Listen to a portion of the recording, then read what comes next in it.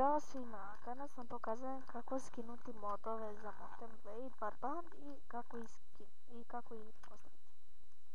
Izaberete bilo koji mod. Samo da nađem. Evo na primjer ovaj mod. Tako da sad ljudi. Onda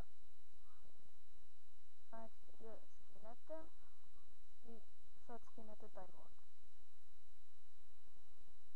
Onda idete u kompjuter i tražite to mjesto gdje ste skinuli mod i zatim pronađite mod download, tražite program files,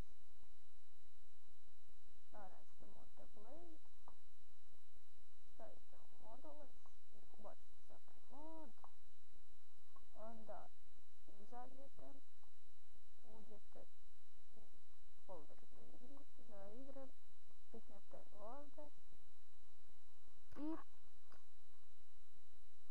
izaberete mod za koji ćete igrati.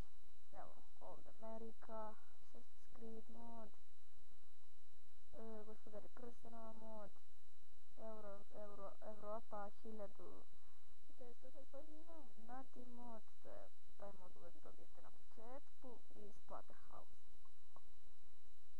I to je bilo to za danas, vidimo se u sljedećoj epizodi. Ćao i pozdrav iz Game on Srbija.